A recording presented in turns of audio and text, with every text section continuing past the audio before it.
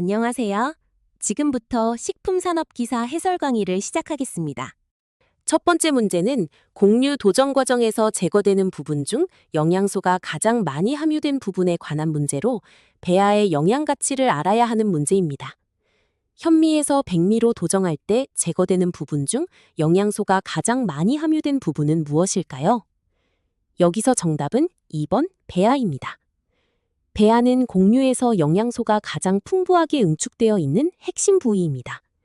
단백질, 지방, 비타민 B군, 비타민 E, 그리고 칼슘, 철, 마그네슘 같은 다양한 미네랄이 집중되어 있으며 발아시 새로운 식물체로 자라기 위한 모든 영양 성분을 가지고 있습니다. 도정 과정에서 이 배아가 떨어져 나가면 백미가 만들어지는데 이때 영양가는 크게 감소하지만 저장성과 식미는 오히려 향상됩니다. 배유는 주로 전분으로 이루어져 있고 과피와 호분층은 외피에 해당하며 식이섬유가 풍부합니다. 영양 측면에서는 배아가 살아있는 현미가 백미보다 훨씬 우수합니다. 두 번째 문제는 쌀의 저장 중 발생하는 노화 현상에 관한 문제로 노화의 메커니즘과 호화 온도의 관계를 알아야 하는 문제입니다. 쌀의 저장 중 발생하는 노화 현상에 대한 설명으로 옳지 않은 것은 무엇일까요? 여기서 정답은 4번, 노화된 쌀은 호화 온도가 낮아진다입니다. 이 설명은 옳지 않습니다. 노화된 쌀은 호화 온도가 낮아지는 것이 아니라 오히려 높아집니다.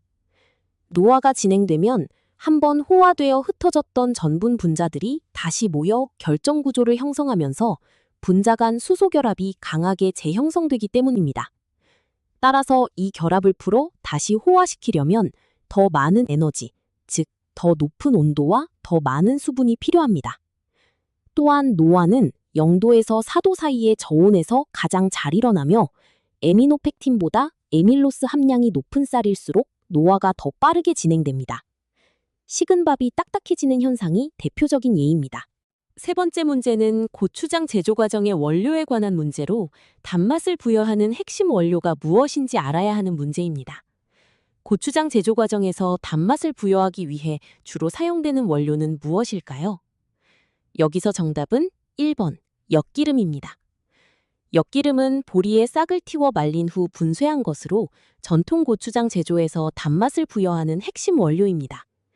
엿기름에 풍부하게 함유된 아밀라이즈가 쌀이나 밀가루의 전분을 분해해 말토스와 글루코스 같은 당류로 당화시키면서 자연스럽고 깊은 단맛을 만들어냅니다.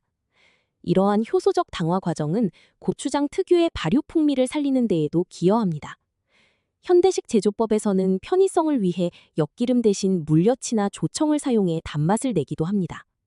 메주가루는 발효와 감칠맛, 고춧가루는 매운맛과 붉은색, 소금은 짠맛과 보존성을 담당합니다. 안녕하세요. 지금부터 식품산업기사 해설 강의를 시작하겠습니다. 첫 번째 문제는 곡류 도정 과정에서 제거되는 부분 중 영양소가 가장 많이 함유된 부분에 관한 문제로 배아의 영양 가치를 알아야 하는 문제입니다. 현미에서 백미로 도정할 때 제거되는 부분 중 영양소가 가장 많이 함유된 부분은 무엇일까요? 여기서 정답은 2번 배아입니다. 배아는 곡류에서 영양소가 가장 풍부하게 응축되어 있는 핵심 부위입니다. 단백질, 지방, 비타민 B군, 비타민 E, 그리고 칼슘, 철, 마그네슘 같은 다양한 미네랄이 집중되어 있으며 발아시 새로운 식물체로 자라기 위한 모든 영양 성분을 가지고 있습니다. 도정 과정에서 이 배아가 떨어져 나가면 백미가 만들어지는데 이때 영양가는 크게 감소하지만 저장성과 식미는 오히려 향상됩니다.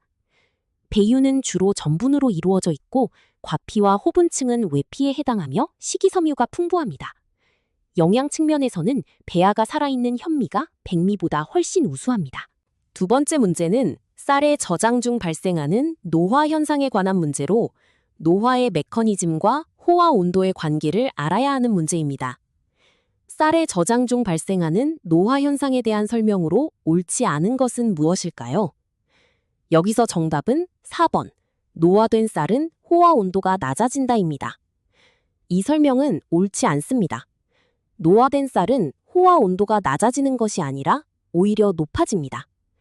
노화가 진행되면 한번 호화되어 흩어졌던 전분 분자들이 다시 모여 결정 구조를 형성하면서 분자 간 수소 결합이 강하게 재형성되기 때문입니다. 따라서 이 결합을 풀어 다시 호화시키려면 더 많은 에너지, 즉 더 높은 온도와 더 많은 수분이 필요합니다. 또한 노화는 0도에서 4도 사이의 저온에서 가장 잘 일어나며 에미노펙틴보다 에밀로스 함량이 높은 쌀일수록 노화가 더 빠르게 진행됩니다. 식은 밥이 딱딱해지는 현상이 대표적인 예입니다. 세 번째 문제는 고추장 제조 과정의 원료에 관한 문제로 단맛을 부여하는 핵심 원료가 무엇인지 알아야 하는 문제입니다. 고추장 제조 과정에서 단맛을 부여하기 위해 주로 사용되는 원료는 무엇일까요? 여기서 정답은 1번, 엿기름입니다. 엿기름은 보리의 싹을 틔워 말린 후 분쇄한 것으로 전통 고추장 제조에서 단맛을 부여하는 핵심 원료입니다. 엿기름에 풍부하게 함유된 아밀라이즈가 쌀이나 밀가루의 전분을 분해해 말토스와 글루코스 같은 당류로 당화시키면서 자연스럽고 깊은 단맛을 만들어냅니다. 이러한 효소적 당화 과정은 고추장 특유의 발효 풍미를 살리는 데에도 기여합니다. 현대식 제조법에서는 편의성을 위해 엿기름 대신 물엿이나 조청을 사용해 단맛을 내기도 합니다. 메주가루는 발효와 감칠맛, 고춧가루는 매운맛과 붉은색, 소금은 짠맛과 보존성을 담당합니다. 네 번째 문제는 토마토 케첩 제조 시 사용되는 첨가물에 관한 문제로 점도를 높이는 다당류를 알아야 하는 문제입니다. 토마토 케첩 제조 시 점도를 높이기 위해 주로 사용되는 첨가물은 무엇일까요? 여기서 정답은 3번, 펙틴입니다. 펙틴은 과일류의 세포벽에 자연적으로 존재하는 복합 다당류로 토마토 케첩의 점도를 높이는 데 가장 널리 사용되는 첨가물입니다. 토마토 자체에도 펙틴이 함유되어 있지만 케첩 특유의 걸쭉한 질감과 일정한 점도를 유지하기 위해 추가적으로 펙틴을 첨가합니다. 펙틴은 산성 조건과 일정량의 당이 존재할 때 안정한 궤를 형성하는데 식초와 설탕이 들어가는 케첩 제조 환경에 매우 적합합니다. 젤라틴은 동물성으로 가열하면 점도가 약해지고 한천은 너무 강하게 굳어 케첩에는 적합하지 않으며 검류는 보조적으로만 사용됩니다. 다섯 번째 문제는 발효유 제조에 사용되는 유산균에 관한 문제로 요구르트 제조의 필수 균주를 알아야 하는 문제입니다. 발효유 제조에 사용되는 유산균 중 요구르트 제조의 필수적인 균주는 무엇일까요? 여기서 정답은 2번 스트랩토코커스 터모필루스와 락토바실루스 델브루키 서브스피시즈 불가리쿠스입니다. 이 두 균주는 요구르트 제조에서 반드시 사용해야 하는 필수 균주이며 식품공정에서도 요구르트는 이 두 균을 사용해 발효시킨 제품으로 명확히 정의하고 있습니다. 두 균은 단독 배양할 때보다 함께 배양할 때 서로의 성장을 촉진하는 공생, 즉 시너지 효과를 보입니다. 스트랩토코커스 터모필루스는 초기에 빠르게 젖산을 생성하고 휘발성 향미 물질을 만들며 락토바실루스 불가리쿠스는 단백질을 분해해 아미노산과 펩타이드를 공급함으로써 풍부한 풍미와 부드러운 조직감, 그리고 특유의 산미를 완성합니다. 여섯 번째 문제는 UHT 처리 우유의 특성에 관한 문제로 살균 방식별 영양소 손실 정도를 알아야 하는 문제입니다. UHT 처리 우유의 특성으로 옳지 않은 것은 무엇일까요? 여기서 정답은 3번, 살균 우유보다 영양소 손실이 적다입니다. 이 설명은 옳지 않습니다. UHT 처리 우유는 일반 저온 살균 우유보다 영양소 손실이 오히려 더 큽니다. UHT는 135도에서 150도 사이의 매우 높은 온도에서 2초에서 5초 정도의 짧은 시간 동안 처리하는 방식이기 때문에 열에 민감한 영양소들이 더 많이 파괴됩니다. 특히 비타민 B1, 비타민 B6, 엽산, 비타민 C 등의 손실이 두드러지며 일부 단백질 변성과 라이신 손실도 발생합니다. 또한 가열에 의한 쿡드 플레이버도 나타날 수 있습니다. 다만 미생물을 거의 완전히 사멸시키므로 상온에서 장기간 보존이 가능하다는 큰 장점이 있습니다. 일곱 번째 문제는 햄 제조 시 사용되는 발색제에 관한 문제로 육색 형성 메커니즘과 발색제의 종류를 알아야 하는 문제입니다. 햄 제조 시 발색제로 사용되는 물질은 무엇일까요? 여기서 정답은 2번 질산나트륨입니다. 질산나트륨은 햄, 소시지, 베이컨 등 다양한 육가공품 제조 시 대표적으로 사용되는 발색제입니다. 질산나트륨은 미생물에 의해 아질산염으로 환원되고 이 아질산염이 다시 일산화질소로 분해되어 육색소인 마이오글로빈과 반응합니다. 그 결과 열에 안정한 분홍색 색소인 나이트로소 마이오글로빈이 형성되어 햄 특유의 선명하고 매력적인 분홍색을 띠게 됩니다. 더불어 질산염은 발색 기능 외에도 보툴리누스균과 같은 식중독균의 증식을 효과적으로 억제하는 보존 효과까지 가지고 있어 안정성 측면에서도 매우 중요한 역할을 합니다. 8번째 문제는 계란 흰자에 기포성에 영향을 미치는 요인에 관한 문제로 기포 형성 조건을 알아야 하는 문제입니다. 계란의 기포성에 영향을 미치는 요인으로 옳지 않은 것은 무엇일까요? 여기서 정답은 4번 계란 흰자의 단백질 함량입니다. 계란 흰자의 단백질 함량은 기포성에 큰 영향을 미치는 요인이 아닙니다. 흰자의 단백질 함량은 약 10에서 11%로 개체 간 차이가 거의 없이 일정하기 때문에 기포 형성 능력의 변수가 되지 않습니다.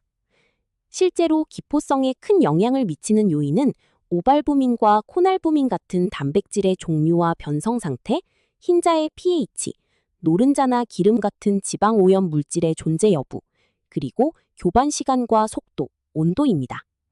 특히 미량의 지방만 들어가도 기포 형성이 크게 방해받기 때문에 머랭을 만들 때는 깨끗한 도구를 사용하는 것이 매우 중요합니다. 9번째 문제는 수산 통조림 제조 시 리토르트 살균의 목적에 관한 문제로 살균 강도와 대상 미생물을 알아야 하는 문제입니다. 수산 통조림 제조 시 리토르트 살균의 목적으로 가장 적절한 것은 무엇일까요? 여기서 정답은 3번 포자 형성균 사멸입니다.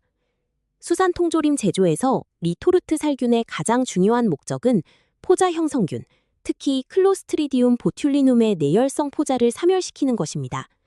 보튤리누스균은 치명적인 신경독소를 생성할 수 있으며 그 포자는 일반 가열 조건에서 쉽게 살아남는 매우 강한 내열성을 가집니다.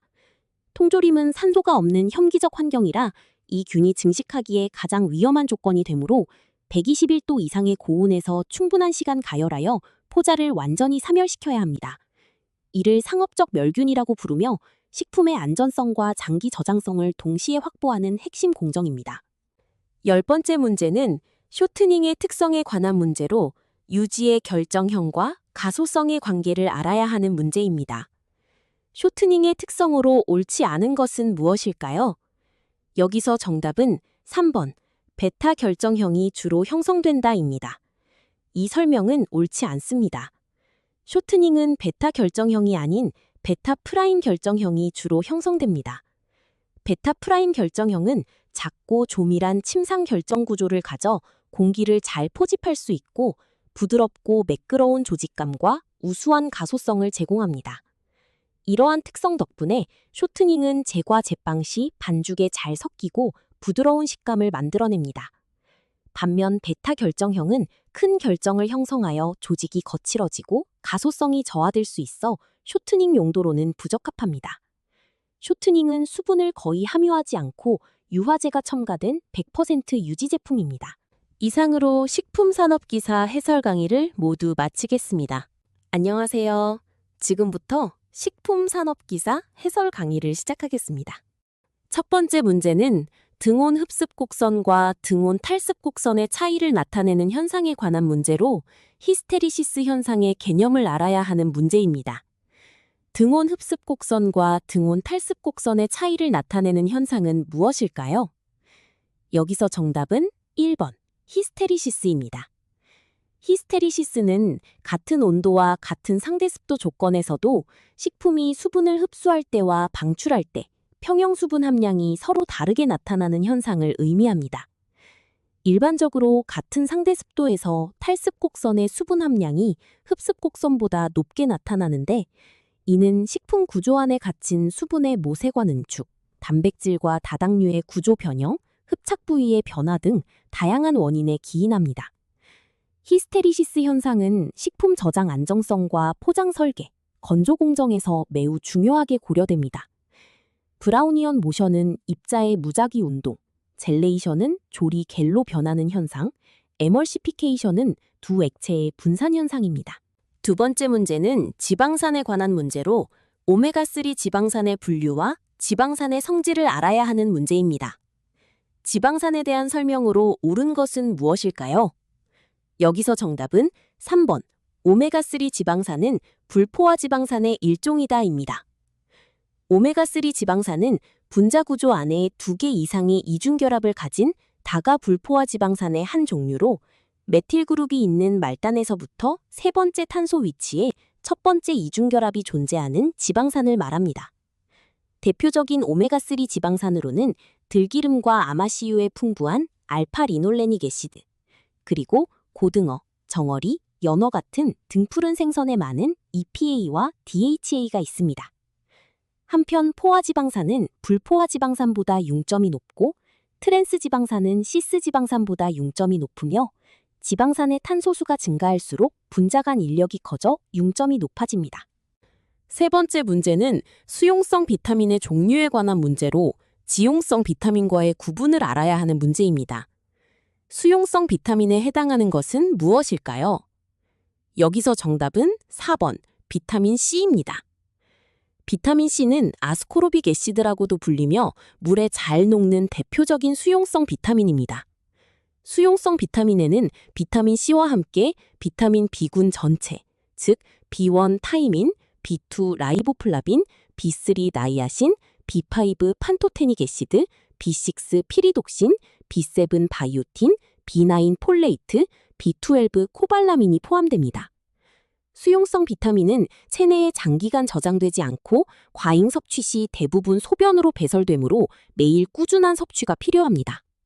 반면 비타민 A, D, E, K는 지용성 비타민으로 지방과 함께 흡수되며 체내 지방 조직과 간에 축적될 수 있어 과잉 섭취 시 독성이 나타날 수 있습니다. 안녕하세요. 지금부터 식품산업기사 해설 강의를 시작하겠습니다. 첫 번째 문제는 효모의 특성에 관한 문제로 효모의 산소 요구성을 알아야 하는 문제입니다. 효모에 대한 설명으로 옳지 않은 것은 무엇일까요? 여기서 정답은 3번. 대부분의 효모는 혐기성 조건에서만 생장 가능하다입니다. 이 설명은 옳지 않습니다. 대부분의 효모는 혐기성 조건에서만 생장 가능한 것이 아니라 호기성과 혐기성 조건 모두에서 생장할 수 있는 통성 혐기성 미생물입니다. 특히 가장 대표적인 산업용 효모인 사카로마이시스 세레비시에는 산소가 풍부한 호기성 조건에서는 호흡을 통해 효율적으로 ATP를 생성하며 빠르게 증식하고 반대로 산소가 부족한 혐기성 조건에서는 발효를 통해 ATP를 생성하면서 에탄올과 이산화탄소를 만들어냅니다. 효모는 단세포 진핵생물로 주로 출하 방식으로 증식하며 일부 효모는 식품의 부패와 변질을 일으키기도 하지만 빵, 맥주, 와인 등 발효식품 제조에 매우 중요한 산업 미생물입니다. 두 번째 문제는 미생물의 생장 곡선에서 대수기에 관한 문제로 각 시기의 특성을 알아야 하는 문제입니다. 대수기의 특성으로 옳은 것은 무엇일까요? 여기서 정답은 2번. 세포 분열이 가장 활발하게 일어나는 시기이다 입니다. 대수기, 즉 로가리즈믹 페이지는 미생물의 생장 곡선에서 세포 분열이 가장 활발하게 일어나 미생물 수가 지수적으로 증가하는 시기입니다. 이 시기 동안 모든 미생물은 일정한 제네레이션 타임, 즉 세대 시간으로 2배씩 증가하며 대사 활동도 최고로 왕성해 단백질 합성, 효소 생산, 영양 소모가 모두 최대치에 도달합니다. 그래서 산업적 발효나 미생물 연구에서 가장 중요하게 다루는 단계입니다. 한편 새로운 환경에 적응하는 시기는 유도기 또는 렉 페이지이고 영양분 고갈로 사멸하는 세포가 증가하는 시기는 사멸기, 생장 속도와 사멸 속도가 균형을 이루어 세균수가 일정하게 유지되는 시기는 정지기에 해당합니다. 세 번째 문제는 미생물의 순수 분리 방법에 관한 문제로 분리 방법의 종류를 알아야 하는 문제입니다. 미생물의 순수 분리 방법으로 옳지 않은 것은 무엇일까요? 여기서 정답은 4번 원심분리법입니다. 원심분리법은 미생물의 순수 분리 방법이 아닙니다. 원심분리법은 원심력을 이용해 시료를 빠르게 회전시켜 밀도 차이에 따라 미생물 세포를 농축, 회수하거나 부유 상태에서 분리할 때 사용되는 방법으로 한 종류의 균으로 만드는 순수 분리에는 적합하지 않습니다. 미생물의 순수 분리를 위해서는 단일 균체에서 출발해 콜로니를 형성시키는 평판 배양법을 활용합니다. 평판 도말법, 즉 스프레드 플레이트 메서드는 희석한 시료를 한 천평판 표면에 균일하게 도말하고, 평판 획선법, 즉 스트릭 플레이트 메서드는 백금이를 이용해 시료를 한 천 표면에 줄을 긋듯이 도말해 콜로니를 얻으며, 희석 평판법은 시료를 단계적으로 희석한 후 한 천에 부어 굳혀 콜로니를 분리합니다.